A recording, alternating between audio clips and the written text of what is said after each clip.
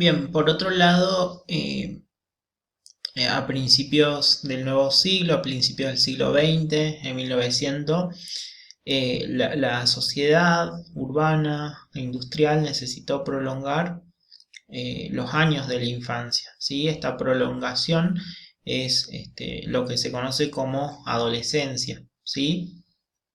En 1904, un autor, eh, podemos decir el pionero, ¿sí? Quien empieza a utilizar un método científico para poder estudiar la etapa de la adolescencia, es Stanley Hall. Digamos, básicamente él es quien introduce de una manera más sistemática, con un método más preciso, aspectos vinculados al estudio de la adolescencia.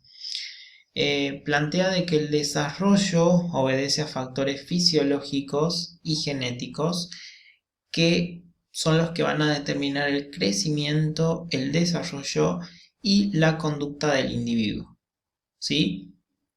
Es decir, que Stanley Hall tiene como una base bien biologicista, ¿no? En el estudio de la adolescencia, ¿sí? En 1905, seguramente escucharon hablar del psicoanalista Sigmund Freud.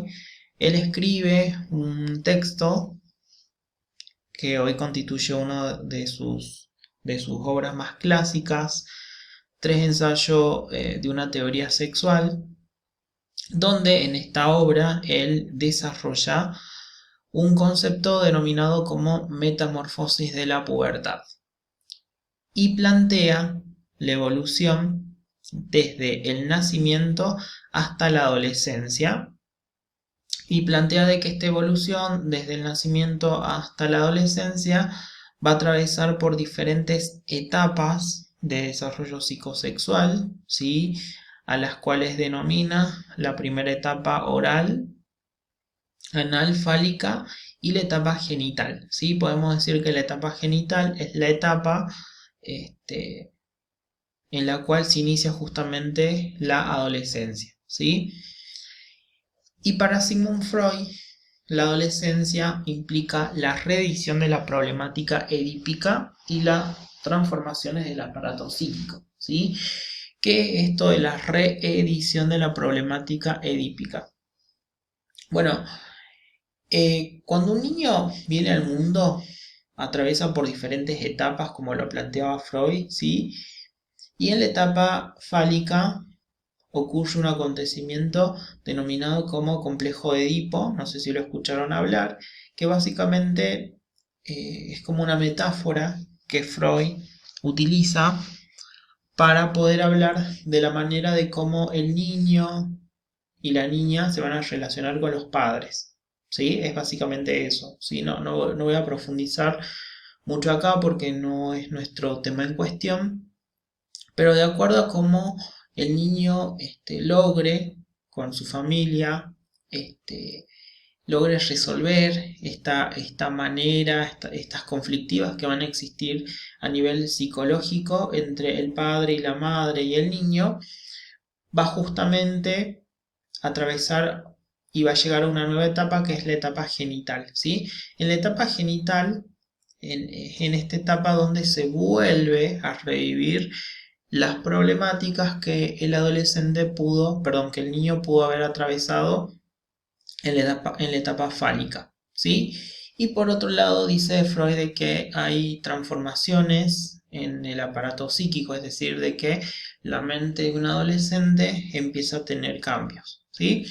Esto que Freud lo planteó en 1905, hoy en día la neuropsicología, las neurociencias, justamente han podido comprobar los diferentes cambios que sufre el cerebro de un adolescente hasta llegar justamente a una etapa más madura, podemos decir, ¿sí? Por otro lado, un autor, eh, también psicoanalista, August Eichhorn, ¿sí? En 1925 él abordó el problema de los adolescentes y puntualmente escribe un libro denominado Juventud Descarriada, que es lo que estamos viendo en pantalla, y se centró en el estudio de los adolescentes antisociales y criminales. Su interés recayó en los jóvenes que responden a las presiones con inadaptación. Desarrolló básicamente un concepto vinculado a que establece de que en esta etapa hay un fenómeno denominado super yo deficitario y rebelde contra la sociedad. ¿Esto qué quiere decir? Cuando hablamos de adolescentes antisociales no estamos haciendo referencia a aquellos adolescentes que tienen dificultades para poder, por ejemplo, hacer amigos, vincularse con gente nueva, sino estamos haciendo referencia a aquellos adolescentes con el concepto antisocial que van en contra de las normas, ¿sí?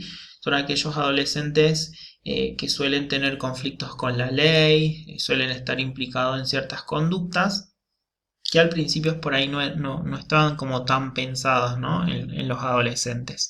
Bueno, es un libro muy interesante para que lo puedan leer, ¿sí? Pero simplemente para que lo tengan en cuenta, ¿sí? Ahí está el libro que yo les decía, que fue escrito en 1925. Por supuesto que hoy en día existen muchísimos libros que hablan acerca de la adolescencia y las características de los adolescentes y las nuevas conflictivas que se presentan en la actualidad. En 1968, vamos avanzando a lo largo del tiempo, un autor denominado Erik Erikson, ¿sí? Él ve a la adolescencia como una crisis normativa. ¿Esto qué quiere decir? Como una persona que empieza a tener problemas con las normas, ¿sí? Conflicto con las normas. Y esta etapa va a estar caracterizada por una aparente fluctuación en la fortaleza yoica y también por un alto potencial de crecimiento. ¿Qué quiere decir una fluctuación en la fortaleza yoica? Cuando hablamos del yo estamos haciendo referencia a el tema de la identidad, ¿sí? Es en esta etapa donde los adolescentes comienzan justamente a conformar su identidad, su personalidad, y por otro lado hay un alto potencial de crecimiento, ¿sí? Porque justamente un adolescente suele tener ciertas capacidades que por ahí un adulto no lo puede tener. Por ejemplo, empiezan a crecer diferentes partes de su cuerpo, empiezan a tener diferentes aspiraciones, etcétera, etcétera, que de alguna manera un adulto no va a tener, digamos, las mismas características que un adolescente, ¿sí? En 1972, vuelvo acá a mencionar a los autores que había hecho referencia al principio, a Verasturi y Nobel, son psicoanalistas argentinos. Ellos plantean de que el adolescente atraviesa por desequilibrios e inestabilidades extremos y que ello configura una entidad semipatológica que ellos lo denominan síndrome normal de la adolescencia. ¿Sí? ¿Qué quiere decir esto? Que ellos, a partir de su trabajo con adolescentes, han podido notar de que un adolescente desarrolla una serie de síntomas, ¿sí? Que podríamos decir de que en términos psicológicos, ¿no? Una persona está teniendo ciertos problemas. Por ejemplo, muchos adolescentes suelen tener lo que llamamos una inestabilidad emocional. Por una parte están bien, por otra parte se sienten tristes, enojados, frustrados, hay días en que se sienten como muy contentos, o hay veces en que quieren o quieren determinadas conductas y por otro lado tienden a cancelarlas, ¿no? Bueno, esto es típico del adolescente, ¿sí? Ellos consideran de que es normal justamente que el adolescente atraviese por estas características, por eso que llaman síndrome normal de la adolescencia. Ellos también plantean de que el adolescente, ¿sí? Y acá voy a mencionar lo que he hecho referencia hace un momento, plantean de que el adolescente debe atravesar por 3 duelos que lo van a acompañar, ¿sí?, como un proceso normal, es decir, que es normal que el adolescente atraviese estos 3 duelos y de hecho son fundamentales para la constitución de la identidad adulta, ¿sí? Por un lado, hay un duelo por el cuerpo infantil. Tiene como una base biológica, ¿sí? Este cambio corporal, como verán, los adolescentes van a ir teniendo diferentes cambios físicos, cambios hormonales, ¿sí? Y esto muchas veces puede generar conflicto en los adolescentes, ¿sí? Conflictos en su cuerpo es diferente al cuerpo que tenían, por ejemplo, cuando eran niños, ¿sí? Y por ende esto muchas veces va a ser visualizado o va a ser este, este, presenciado o percibido, ¿no?, por el adolescente como un duelo, ¿sí?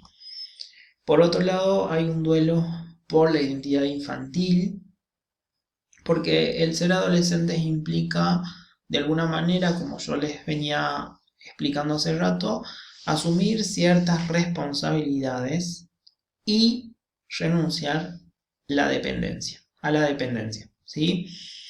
Bueno, esto por ahí un poco está como muy visualizado en el ámbito del contexto de encierro, porque justamente los adolescentes que suelen tener conflicto con la ley suelen, por un lado, escapar de lo que son las responsabilidades.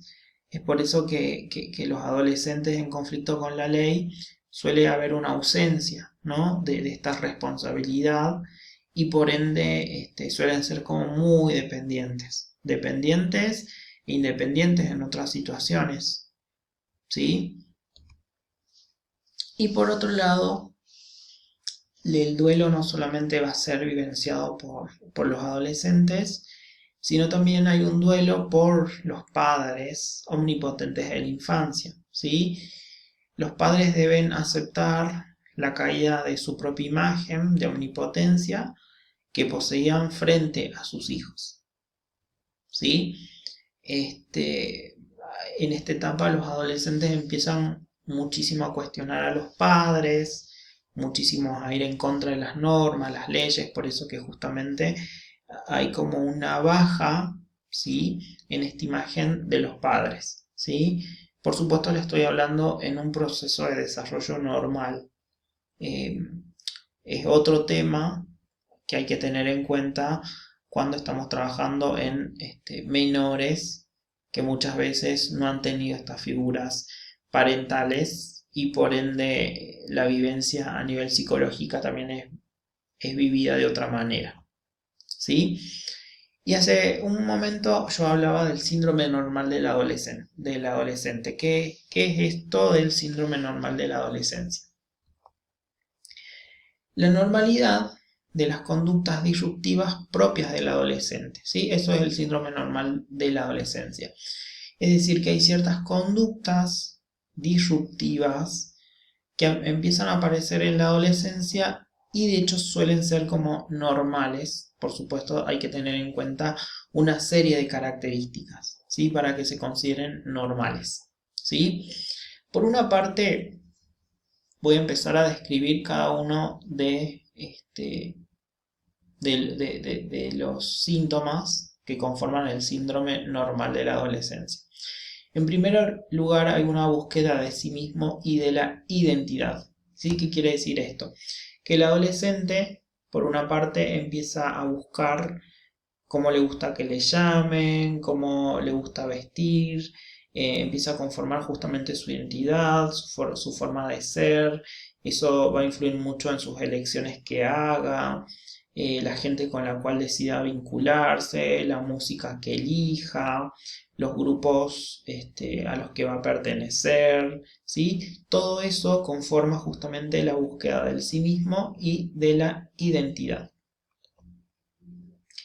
Por otro lado, otro de los síntomas que aparece en este síndrome normal de la adolescencia es la tendencia grupal. Es normal que un adolescente desee pertenecer a algún grupo, ya sea del colegio, del